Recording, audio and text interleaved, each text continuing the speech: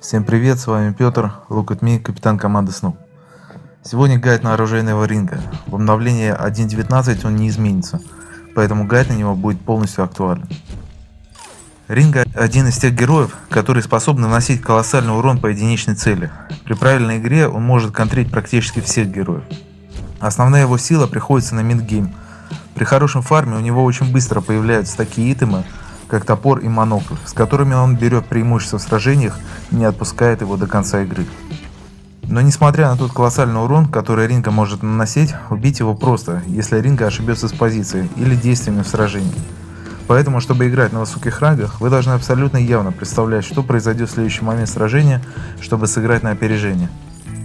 Например, Селеста или Глейв захотят дать стан, вы должны быть готовы использовать рефлект-блок. Саппорт врага захочет использовать атлант наплечника, вы должны быть готовы заблокировать его в ту же секунду. Ринга полностью зависит от скорости атаки, как и Крул и Пила, поэтому под действием наплечника Атланта он будет практически парализован на следующие 5 секунд. Хороший Ринга должен уметь кайтить, быстро чередовать нажатия к либо от врага с нажатиями по нему для атаки. Кайт увеличивает скорость атаки до 18% за счет обнуления анимации, а также помогает занять более хорошую позицию во время драки. Например, отойти за спину саппорта или за турель, или наоборот подбежать к убегающему врагу, при этом не переставая атаковать. Чем больше скорость атаки, тем быстрее можно чередовать нажатия с сохранением эффекта кайта. При этом надо сохранять спокойствие и хладнокровие, и не переставать катить до последнего. Даже если кажется, что полоска жизни уже почти на нуле, в самый последний момент союзники могут дать фонтан, либо другими способами спасти вашу жизнь. Союзники должны защищать Ринга во всех сражениях как самого мощного, но хрупкого дамагера, и не давать ему входить в кусты первым без контроля видимости. С плохой позиции убьют его очень быстро. На Ринга я советую пройти золотую лихорадку и не играть ранговые игры, пока без проблем не будете получать 3 звезды. Вы должны уметь фармить очень хорошо, чтобы быстро покупать нужные итемы. Зная пассивную способность Ринга, при которой он получает критический удар за каждое убийство любого существа, вы можете прожимать противников на линии. Если в левом нижнем углу загораются игральные кости, значит следующий выстрел будет критическим. Таким образом вы можете чередовать убийство миньона на линии с выстрелом по врагу, сильно просаживая его.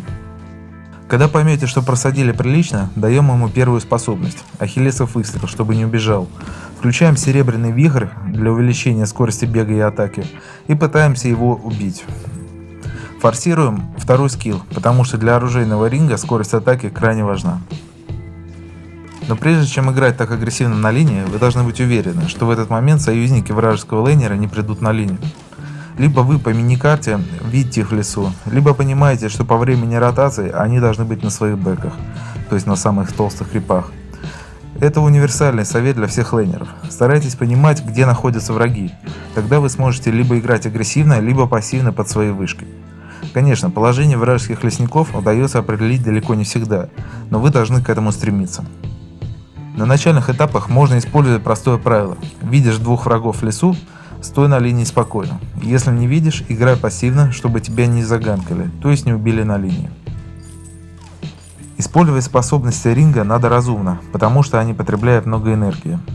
Оружейный Ринга, как правило, не может себе позволить купить батарейку для восполнения энергии, потому что каждую золотую монету он тратит на увеличение атаки. Ульта у Ринга игнорирует любую броню и наносит чистый урон. Это значит, что даже если у противника 3 эгиды и 2 фонтана, урон будет такой же, как по врагу без дефа. С автоатак, то есть с руки, оружейный Ринга наносит гораздо больше урона в секунду, чем с ульты. Поэтому ульту стоит кастовать в 3 случаях. Первое.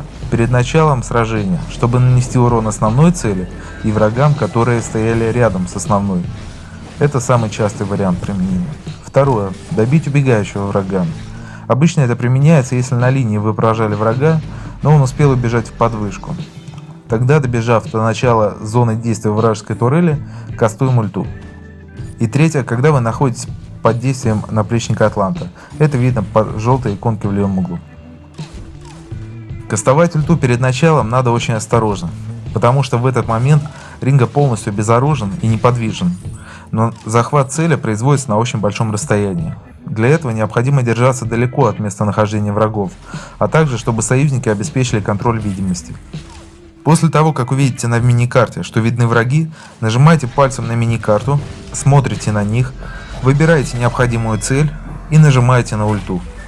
Даже если расстояние больше расстояния для кастования, Ринго начнет движение к цели автоматически, а как только сблизится достаточно, сразу автоматически начнет кастование. Как только Ринго начал кастовать, дальше уже не важно, как далеко бежит враг, от огненного шара ему не уйти. Защититься от ульты поможет только своевременный рефлект-блок. Он немного уменьшит урон и предотвратит дальнейшее горение, которое также наносит приличный урон. Понять, что в вас летит ульта от Ринго, можно по свечению под героем, поэтому всегда есть шанс прожать рефлект, даже если Ринго ультит из кустов. Оптимальным закупом на Ринго, на мой взгляд, является клинок скорби, монокль и пила. Именно в этом порядке. Разве что сияющую очередь можно купить до монокля, а потом превратить ее в пилу. Ринго должен наносить много урона, поэтому не увлекайтесь защитой на ранних этапах. Обычно параллельно с этими тремя итемами на атаку я покупаю второй сапог и рефлект-блок, а после них и гиду и по необходимости оружейную защиту. Всем спасибо за просмотр, подписывайтесь на канал, ставьте лайки, всем пока.